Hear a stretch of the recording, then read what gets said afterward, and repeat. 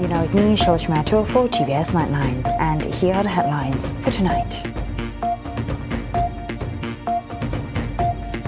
New Sarawak civil servants will be recruited under the contribution-based positions JBC scheme, says Sarawak Premier. Sarawak touted as a global investment magnet. Borneo Football Visionary Initiative elevates soccer standards.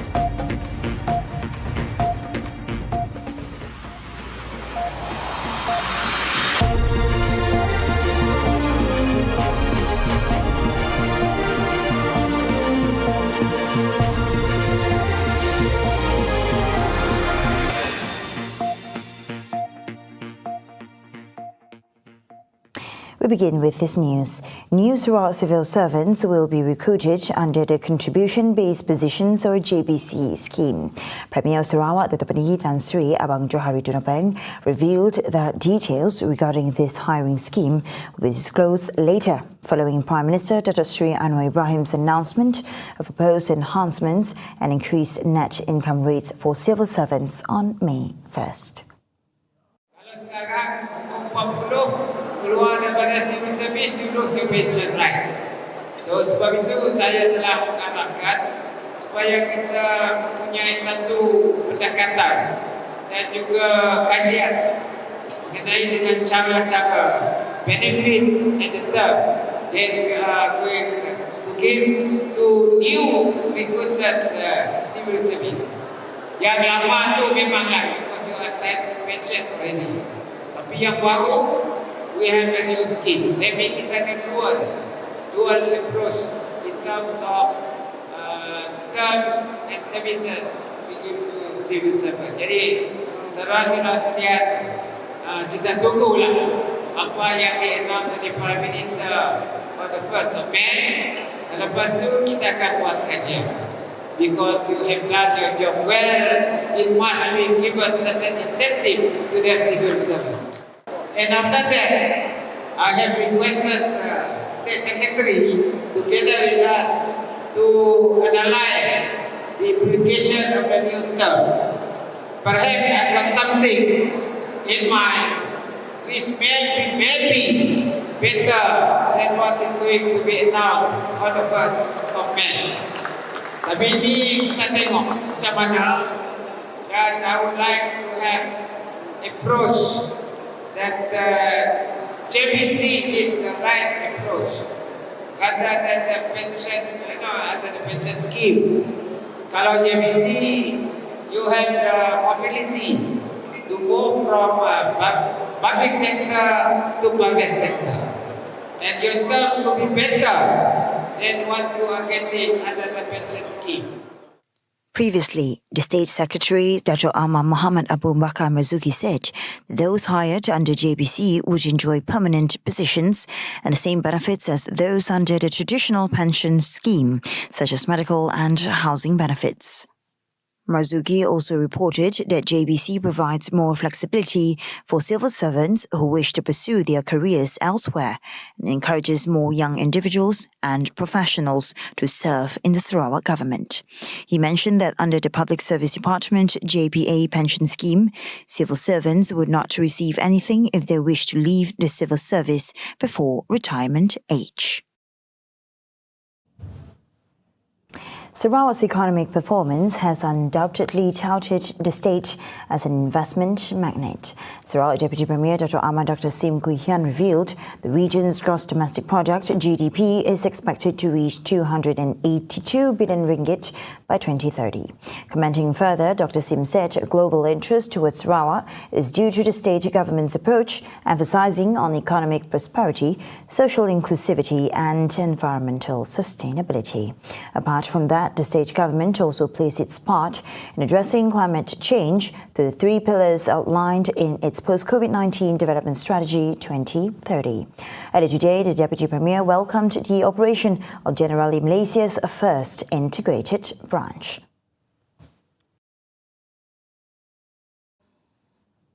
Meanwhile, the establishment of the Borneo Football Visionary Initiative aims to enhance the quality of football across the region.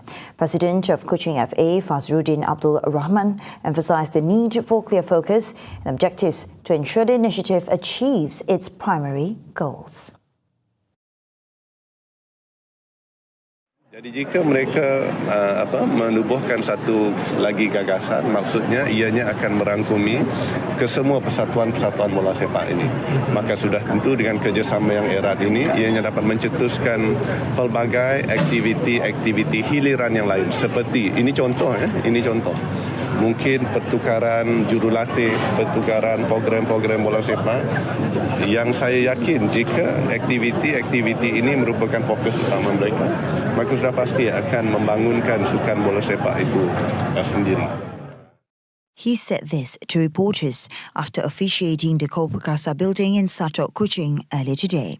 Football associations in Borneo have recently expressed their desire to establish the Borneo Football Visionary Initiative. Sarawak Football Association (FAS) will be appointed as the secretariat responsible for legal matters and registration related to the Borneo Football Visionary Initiative. The football associations aim to revive the Borneo Cup, which has been held since 1962. However, the prestigious Borneo Cup was discontinued in 1989 when Sarawak FA and Sabah FA failed to finalise an agreement with the Football Association of Malaysia (FAM) to participate in the semi-professional league, with Brunei being the last champion in the 1988 edition of the Cup. Luxury meets adventure with a twist of an enthralling environment. This perfectly describes glamping, a one-of-a-kind style of camping touted as one of the trendiest outdoor activities in Borneo. What started as an activity with a group of friends, Awang Saifuddin, along with his partners, established Borneo Glamping that has successfully catered to 1,000 glampers in Borneo within less than a year. Now here's a special report prepared by yours truly. Like to go for camping in West Malaysia previously, and we realized that we have a very nice place here in Sarawak, and I started with just bringing a few friends, just like 20 friends. We go to a place and they say, hey, you can organize one such an event. So we thought that let's make it into something more proper, with a proper setup. We can assist the customer better, and now we are 1 year into the business, and we have served more than 1,000 customers for the past 1 year. And we are very grateful for all the supports that the state and all our followers.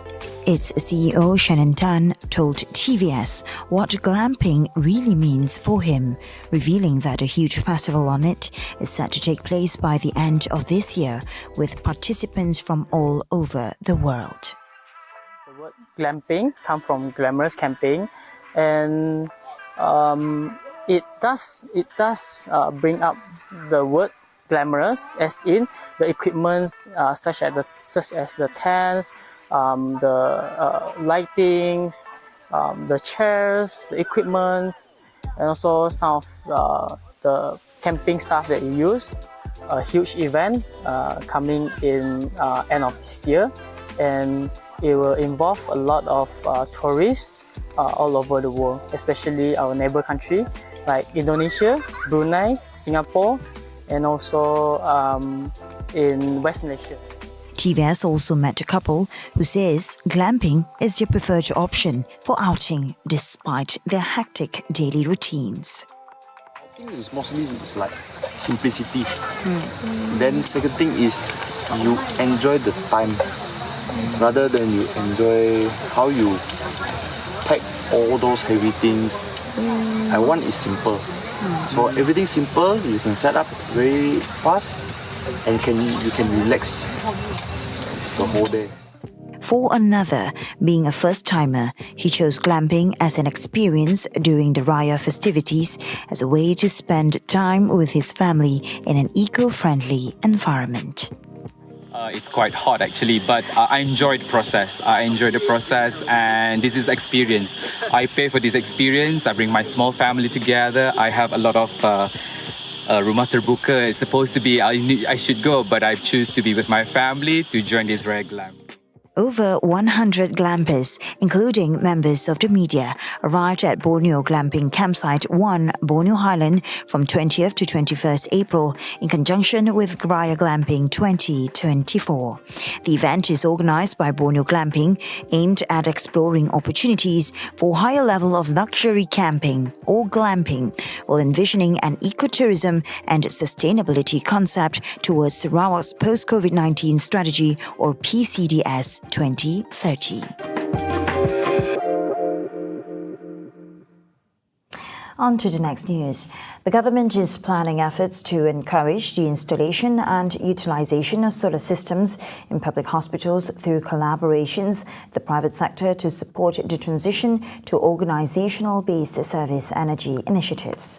Deputy Prime Minister Dr. Sri Fadila Yusof said that the plan, which is part of the National Energy Transition Plan (NETR), will involve discussions with the Ministry of Health, MOH, taking into account existing financial allocations. Itu sebahagian daripada program yang kita rencanakan. Sebab itu kita ada membuka net meter yang baru ni, kuota yang baru. Tapi untuk projek-projek apa ni memang kita akan bekerjasama dengan TNB dan juga KP, Kementerian Perumahan dan Kerajaan Tempatan untuk bersama dalam program sebegini lah. Fadila, who is also the Minister of Energy Transition and Water Resources Transformation, said that 88% of the quota of 1,100 megawatts for the clean energy metering program for solar installation on building rooftops for commercial and industrial uses has been successfully allocated to various parties to date. He emphasized that the current focus on energy transition will be given to efforts to leverage the available potential of renewable energy sources possessed with the country, such as solar, biomass, biogas and hydroelectric. Satu ialah smart and efficient building. Maknanya menggunakan bahan-bahan yang jimat tenaga, efficient, EE itu tadi. Sebab bangunan yang dah lama, kita membuat retrofitting. Maknanya menggantikan lampu dan sebagainya, supaya di situ akan berlaku penjimatan.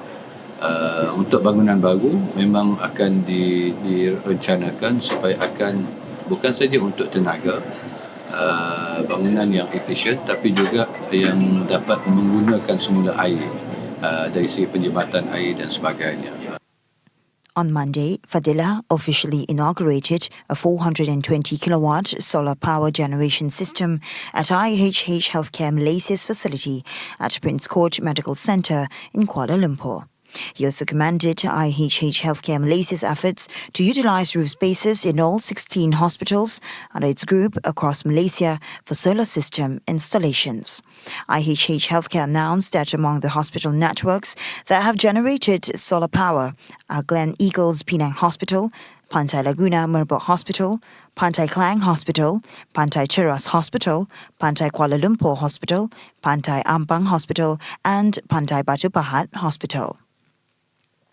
The full launch of solar energy across all IHH Healthcare Malaysia hospital networks is expected to be completed by the end of 2025. This marks a strategic collaboration with Trolic Energy, one of the largest renewable energy developers in Malaysia and Southeast Asia.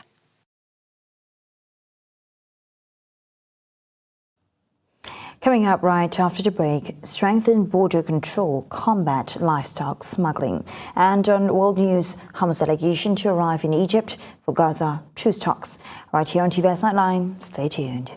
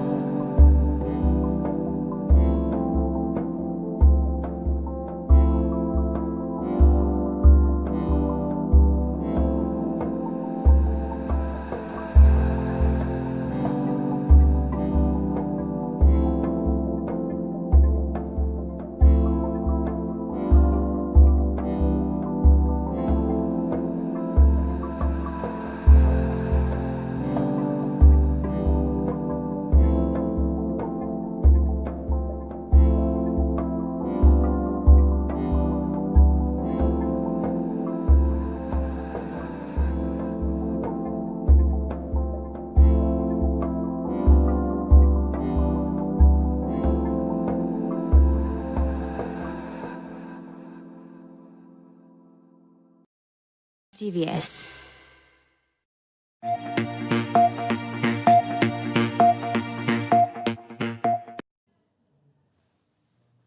Welcome back. The Ministry of Agriculture and Food Security urges government agencies to enhance enforcement at national border crossings ahead of this year's Aidil-Adha celebrations. Minister Dr. Sri Muhammad Sabu said that this move aims to combat the smuggling of goats and cattle, which has led to a decline in their prices, thereby safeguarding the interests of local breeders. Peraya haji ni satu saja, lembu. Cuma kita harapkan penguatkuasaan di sempadan itu perlu dipertingkatkan jikalau kambing masuk secara tidak melalui proses undang-undang, maka dia menyebabkan penternak kita terutama di Kelantan, Terengganu, Kedah, Perak akan menghadapi masalah sebab kambing yang diseludup ini harganya turun sehingga RM280 dan RM300 sekor. Penternak kita sekurang-kurangnya mereka nak kena jual berdasarkan harga makanan dan semua prosesnya sekurang-kurang di sekitar RM600 sekor. Muhammad Sabu emphasized the importance of controlling the entry of animals from foreign countries to prevent the sale of goats and cattle carrying diseases. Kita bimbang, ianya murah, masuk secara ilegal, tapi bimbang kalau ia membawa penyakit. Sebab sebarang daging, pedaging dan sebagainya mesti diluluskan dahulu oleh pihak DBS dalam hal veterina dan sebagainya supaya benda yang berpenyakit itu tidak dimakan oleh penduduk di Malaysia ini. Meanwhile, Muhammad Sabu expressed appreciation to all parties for ensuring adequate food supply throughout the Ramadan and Aidil-Fitri celebrations this year, noting that generally vegetable, chicken and egg prices are relatively low. The Ministry of National Unity will launch a more specific plan for Rukun Negara, or National Principles Education and Appreciation, in August, in line with the National Unity Policy 2021 to 2030. Minister Dr. Aaron Agor Dagang said that it will outline a planned modus operandi involving the Ministry of National Unity, Ministry of Education, Ministry of Higher Education and Ministry of Communications. From day one, when I was in the ministry, I was looking at the formulation of our national unity policy, and one of the main ideas inside there was the Rukun Negara, of course, together with the Pelabuhan Malaysia. And for that, we are very happy with today's event, where they will further going through the various initiatives and ideas to incorporate Rukun Negara into our daily lives. He disclosed that currently the programs in use lack depth and specific strategies. As such, he hopes that the upcoming plan will be able to organize and develop programs more dynamically. Meanwhile, Aaron reiterated that efforts to appreciate the Rukun Negara will be further expanded. That's what we're hoping for, and I think now in the schools you see they're doing it every event, and of course for us in the ministry, and I also was informed that in other ministries also, whenever they have events after the singing of the national anthem, it was always followed by reciting Top Ikrar Rukun Negara, and we are very happy for that. And for that also we are very happy when our request to have it recite at the Dewan Negara and Dewan Rakyat for the first time. Yeah, and we are hoping to get it again next year, the first opening of Musyawarah Dewan Rakyat and Dewan Negara. We are hoping to do it again. He emphasized that the 5 principles of the Rukun Negara should not only be memorized and understood, but also practiced among the diverse cultures of the nation for stronger unity. The collaboration between Malaysia and Saudi Arabia will enhance growth in trade and investment for both countries by focusing on the strengths of each nation in targeted industries, said Tunku Dato' Sri Zafrul Abdul Aziz. The Minister of Investment, Trade and Industry posted this on X today in conjunction with the World Economic Forum WEF special meeting in Riyadh, Saudi Arabia. Tengku Zafrul said during his meeting with Saudi Arabia's Minister of Industry and Mineral Resources, Bana Ibrahim Al Koryaf, they both discussed the cooperation opportunities in multiple industrial sectors, especially in high-growth sectors. The two-day WEF special meeting on April 28 to 29 gathers more than 1,000 global leaders from 92 countries, as well as heads of state and government, thought leaders from public and private sectors, including international organizations, academic institutions, and non-governmental organizations, with a theme Global Collaboration, Growth and Energy for Development. On to the next insight. The oil market is moving between geopolitical risk and movement in geoeconomics, as many economies are showing recovery signs. However, most of the investors are concerned about major variables, namely geopolitical risks, higher interest rates, stubborn and serious inflation, changing weather patterns. Now the question is, should we be expecting the oil shock of 1973 to 74 to make its return? Now we asked one of the country's leading economists, Shan Zaid, who is a global chief economist at JYIQI, about the latest outlook in the oil market, and he shared his insights with a recent exclusive interview. The key question that investors are now pondering is that, is the world going to witness oil shock of 1973 and 1974, when prices went up in October 1973 from $2.90 per barrel to $11.65 per barrel in January 1974. And then in March 1974, oil was trading at $13 per barrel. So prices almost quadrupled. In my opinion, supply will remain under pressure as conflict in Middle East could become hindrance in the supply chain, making investors baffled further and adding to the risk premium of $15 to $20 per barrel. Commenting further, Shan revealed that the alchemy of energy market is changing at a very fast pace, with oil market is moving in a very delicate situation. Between geopolitics and geoeconomics, investors are feeling nervous as oil shock is possible in the global economy, what the world witnessed in 1970. We at JYIQI expect oil market would be going through some uneasy times, and investors will remain on the edge for the next 2 to 3 quarters. Market is heading for a real bazooka as geopolitical risk rises in the macro equation. At JYIQI, our stance is the same. Oil prices are going to meander around $91 to $147 per barrel in 2024, with geopolitical risk, supply constraints, and depreciating dollar contributing to higher oil prices. As of April 23, 2024, WTI futures traded at $81.78 per barrel, and WTI prices are up by 11.36%. Brent futures traded around $86.50 per barrel, a drop of 0.39% in the last 24 hours. Years to date, Brent prices are up by 9.41%. The 1973 energy crisis was an oil shock that caused energy prices to skyrocket, resulting in fuel shortages in the United States. A period of skyrocketing energy prices and fuel shortages resulting from an embargo by Arab oil-producing nations in response to U.S. support for Israel during the Yom Kippur War. During this period, the price of a barrel of oil nearly quadrupled in less than a year.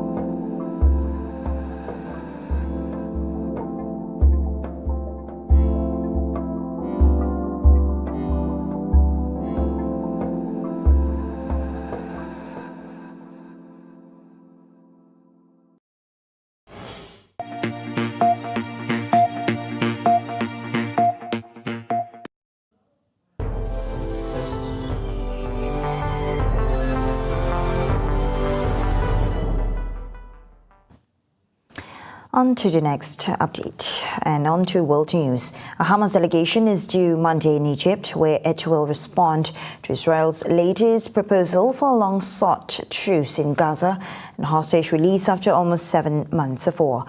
Egypt, Qatar and the United States have been trying to mediate an agreement between Israel and Hamas for months, but a flurry of diplomacy in recent days appears to suggest a new push towards halting the fighting. U.S. Secretary of State Anthony Blinken, on his 7th visit to the region since the October 7 Hamas attack, has sparked a war, arrived Monday in Saudi Arabia and will also travel to Israel and neighboring Jordan later this week. A senior Hamas official said Sunday that the Palestinian group had no major issues with the most recent truce plan. A Hamas source close to the negotiation said the group is open to discussing the new proposal positively and is keen for an agreement that guarantees a permanent ceasefire, the free return of displaced people, an acceptable deal for prisoner exchange, and ensuring an end to the siege in Gaza. While Israel has pledged to go after Hamas battalions in Rafah, despite mounting global concern for Palestinian civilians sheltering in the southern Gaza Strip city, Foreign Minister Israel Katz said the government may suspend the invasion if an agreement is reached. UN and humanitarian officials say the war has brought besieged Gaza to the brink of famine, reduced much of the territory to rubble, and raised fears of broader conflict. Overnight, airstrikes were reported on Rafah, where the majority of Gaza's 2.4 million people have sought refuge near the border with Egypt. More strikes were also reported in central Gaza. Medics and the Civil Defense Agency said earlier today at least 22 people were killed in Rafah, with witnesses saying at least 3 houses had been hit. Those were the updates on TVS Nightline. I'm Shol Shimato. Thank you for watching and have a good night.